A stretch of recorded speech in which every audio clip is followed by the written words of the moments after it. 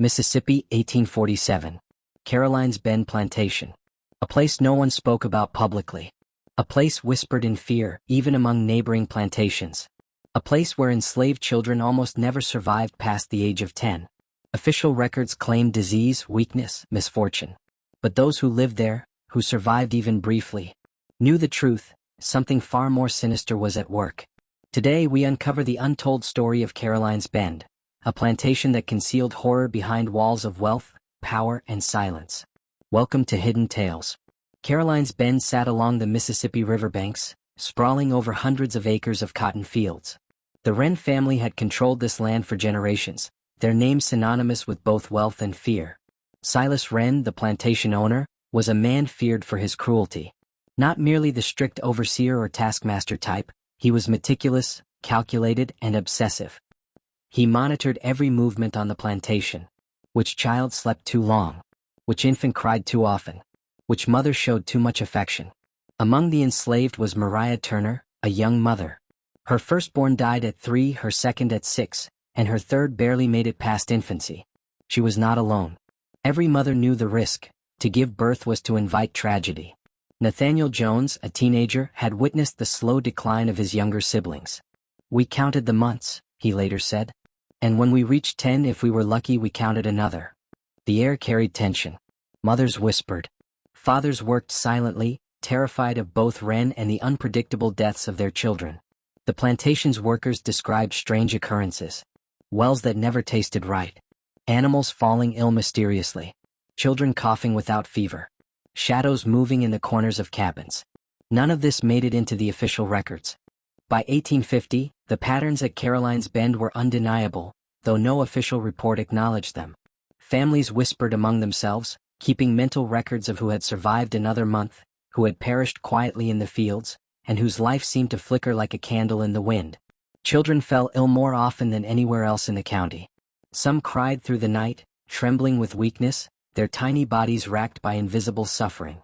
Others vanished in the middle of the day, only to be discovered later lying cold and silent in the very fields they had been playing in just hours before. Silas Wren, the plantation owner, became a figure of quiet terror for both the children and the adults. Rumors among the enslaved suggested that Wren harbored a strange fascination with the youngest members of his workforce. Mothers spoke in hushed tones about how he measured children obsessively, their height, their weight, the length of their limbs, and even the width of their skulls. No detail was too small for his scrutiny. He took notes in a leather-bound book, jotting observations with meticulous care, as though the children were no more than experiments on a page. His control extended to their food. Children were given strictly rationed portions, small meals designed to sustain but never nourish fully. Those who appeared to grow faster than Wren deemed acceptable were punished or denied further sustenance. It was a system designed to suppress vitality, to enforce weakness, to teach fear not just through words but through the very body itself. And there was the matter of the chemicals. Silas experimented with substances that would be unthinkable today. Lye, tannery runoff, decaying animal remains. He introduced these into the water sources, subtly enough that outsiders could not detect the poison. The aim was precise: to stunt growth, to weaken the immune system, to ensure that children remained fragile, dependent, and easily controlled. This was no accident. This was deliberate. Every measure of suffering was calculated, every misfortune engineered. The atmosphere on the plantation grew more oppressive with each passing month. Children became expert at silence, learning to mask pain, to suppress cries, to appear obedient and weak. Mothers hid food, finding small caches of grain or fruit to supplement the meager rations. And sometimes, desperate fathers would risk punishment to fetch water from hidden streams. Yet no matter how careful the families were, the poison seeped into their lives, a constant, invisible threat. By mid-1851, news of the unusual death rate had reached the ears of officials in the county, who, perhaps fearing scandal or hoping to avoid it, commissioned a traveling inspector to investigate. Dr. Henry Caldwell, a man in his mid-30s with experience in public health and medical observation, arrived at Caroline's Bend with a grim sense of purpose. Caldwell had seen disease and death in many forms, but the conditions he observed here unsettled him profoundly. The children, he noted immediately, were pale and lethargic, their eyes dull and listless. They were malnourished, yes, but not in the usual way seen in cases of famine or common illness. Some were emaciated despite consuming every morsel available, and some exhibited unusual skin conditions, a sallow, waxy pallor that seemed to emanate from within. The typical signs of fever or infection were largely absent. Caldwell's trained eye caught what others overlooked. The children were being slowly poisoned. He began an examination of the plantation's water supply. Samples from the main well revealed a horrifying reality. Poison from tannery runoff, containing caustic chemical compounds that eroded health over time. Lye traces capable of causing chronic digestive and skin issues. Contaminated drinking water, carrying both biological and chemical threats. The doctor's findings were clear. This was a deliberate act. The children were not victims of chance or circumstance. They were subjected to a systematic program of weakening, designed by Wren himself. Attempting to report his findings to county officials, Caldwell quickly realized the extent of Wren's influence. The sheriff was a distant cousin. The county judge had financial dealings with Wren. Even the church elder, whose moral guidance should have intervened, owed Wren favors. Caldwell understood that legal avenues would not suffice. He returned his attention to the enslaved families, whispering instructions on how to avoid contaminated water and supplement their children's nutrition. Despite these precautions, the death toll continued. By the winter of 1851, at least 10 more children had succumbed to the combined effects of starvation, chemical poisoning, and neglect. The adults grew increasingly desperate, relying on secretive resistance strategies. Mothers disposed of tainted water whenever possible, replacing it with water from hidden streams. Children drank sparingly and cautiously, learning which sources were safer. Families pooled scarce food to maximize survival chances. Even with such ingenuity, survival was rare. The psychological toll on the children and adults was enormous. Fear permeated every action. Children learned not to laugh, not to cry loudly, not to run, not to show joy, for any sign of vitality might draw Wren's scrutiny. Mothers hid tears, fathers suppressed anger. Every action, every breath, every step was measured and calculated to avoid provoking punishment. The oppressive atmosphere extended beyond individual suffering to a collective trauma. Adults and older children began forming informal networks of communication, coded messages of warning and advice about avoiding the well, hiding food, and managing Wren's attention. The plantation, already a place of fear and cruelty, became a chessboard of survival strategies. Caldwell observed these subtle acts and marveled at their ingenuity, at the quiet, persistent courage of people who had been stripped of hope yet refused to surrender entirely. At night, whispers filled the air. Faint voices of children playing quietly in hidden corners, mothers comforting infants in secret, and older children reminding each other to stay alert. Even amidst suffering, life persisted, stubbornly, as if refusing to be extinguished completely. Yet the presence of Wren loomed like a dark cloud over every act of defiance. He patrolled the fields regularly, his eyes trained on the children, his notebook in hand. He recorded their movements, measured their bodies, and punished what he saw as excess energy or growth. Stories among the enslaved spoke of children being taken from their families, locked in small rooms for hours, punished for no reason other than having survived too long. In addition to physical punishment, Wren employed psychological tactics to maintain dominance. He would appear suddenly, sometimes at night, sometimes in broad daylight, and instill terror through his unpredictable behavior. Children became adept at detecting his moods, learning to move silently to avoid notice, and to anticipate cruelty before it arrived. Caldwell, observing this dynamic, noted in his journals, "The children are not only poisoned physically but imprisoned within a psychological cage of fear. Their very innocence is weaponized against them, as if life itself is an offense in Wren's eyes." The doctor's secret instructions to the families, though helpful, were limited in effect. Children continued to die. Even the oldest and strongest of them suffered from long-term illness, stunted growth, and recurring weakness. Mothers lived in constant grief, silently mourning each child as if death were an expected companion rather than an occasional tragedy. Fathers bore the psychological burden of helplessness, watching children fade despite their most careful efforts. By late 1851, Caroline's Bend had become a crucible of suffering, a place where cruelty was meticulously engineered, monitored, and executed. The physical and psychological mechanisms combined to create an environment where survival was a miracle, death a routine, and hope a dangerous illusion. Rumors among the enslaved suggested a spectral presence, shadowy figures moving at night, lanterns flickering, whispers of children's laughter when no child was present. Caldwell dismissed some of this as superstition, but he could not deny the pattern. There was an intensity, an almost palpable tension that clung to the plantation like a thick fog. Even Wren himself seemed uneasy at times, muttering about eyes in the walls and watchers in the night, though he never spoke of fear openly.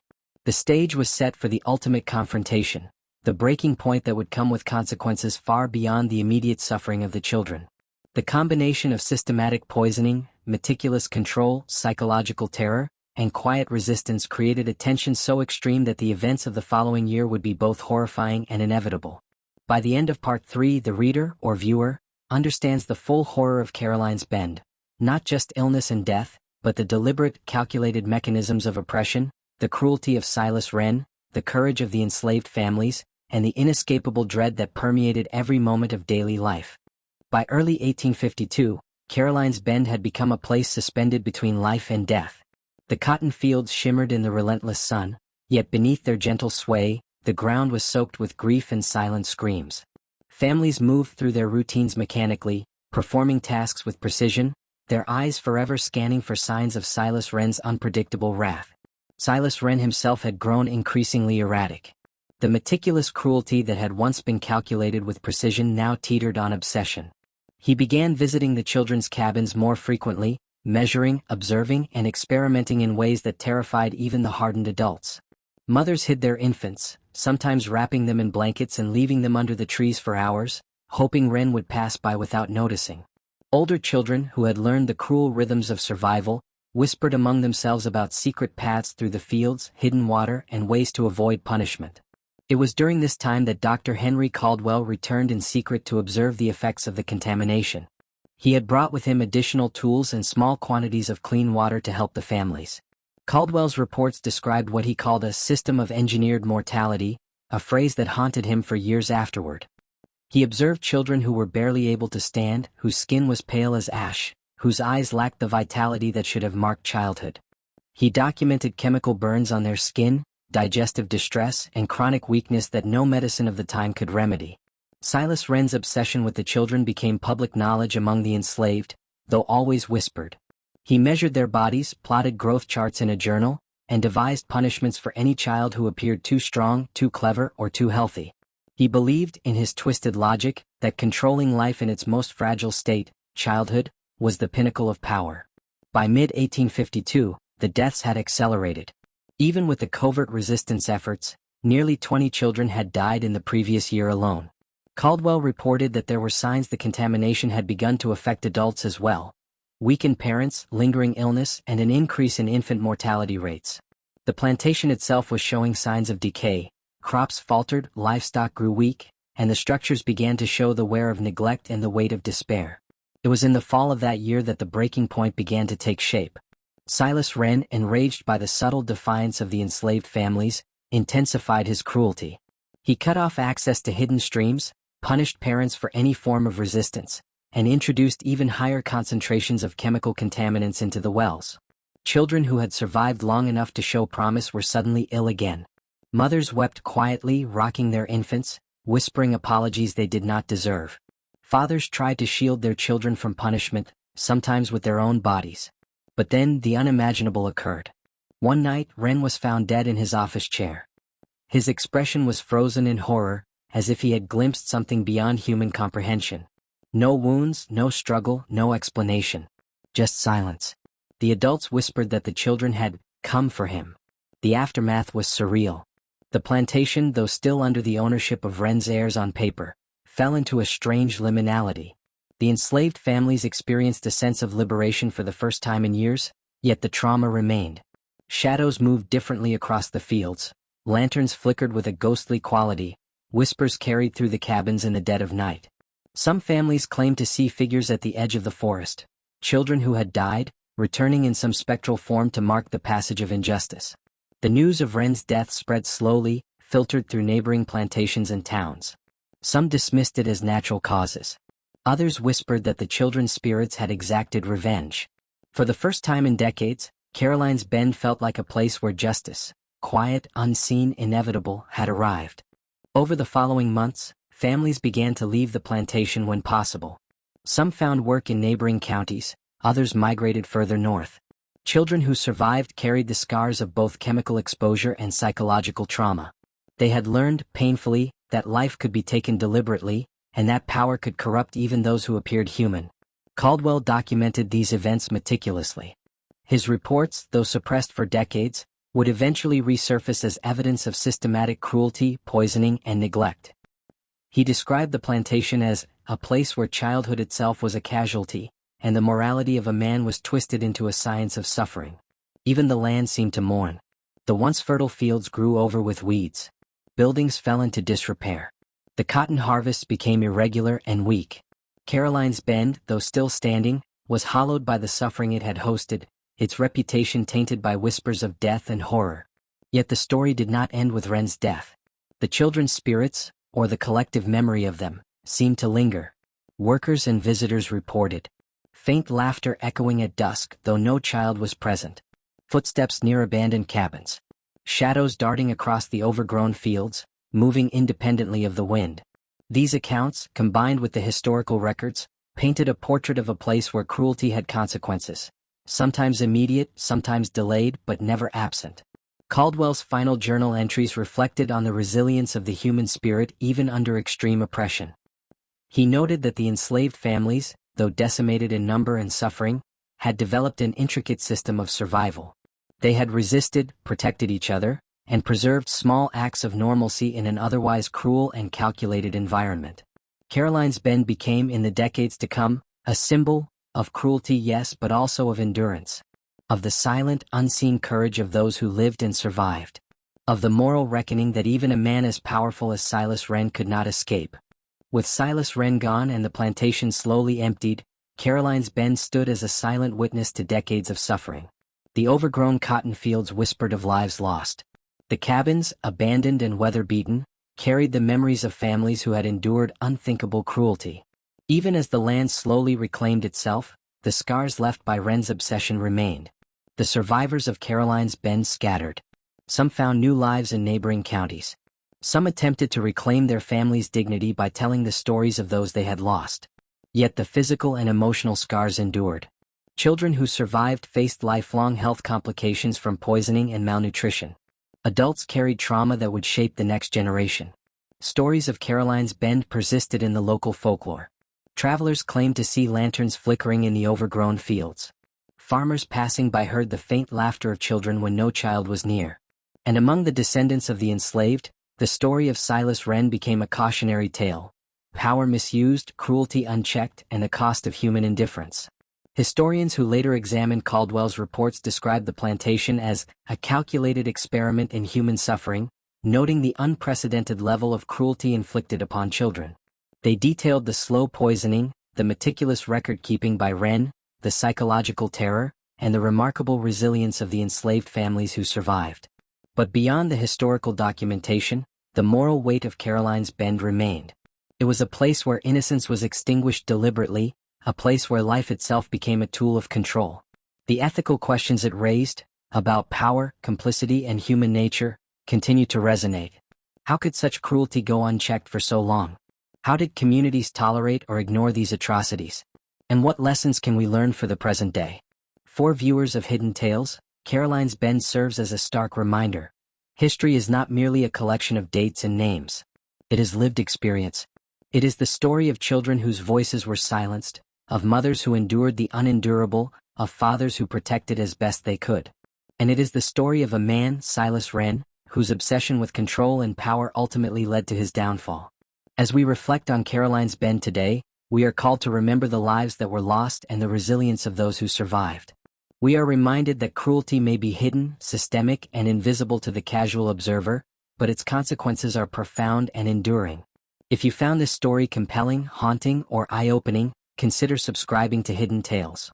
Share this story with others. Comment on the experiences that moved you most. Each interaction helps ensure that these voices, long silenced, are finally heard. History cannot be changed, but stories can be preserved. They can educate, warn, and inspire. By engaging with this channel, you are helping preserve the memory of Caroline's Bend, the children who never survived, and the courage of those who did. More stories await. More hidden tales of cruelty, resilience, and truth. Together, we can ensure that these narratives, no matter how dark, are never forgotten. And we can learn, through remembrance, how to prevent such tragedies in the future. Because remembering is not just about honoring the past. It is about shaping a world where injustice does not go unchecked, where cruelty is challenged, and where the voices of the powerless are never ignored again. Caroline's Bend may be silent today, but its echoes remain. And through stories like this, they will continue to speak.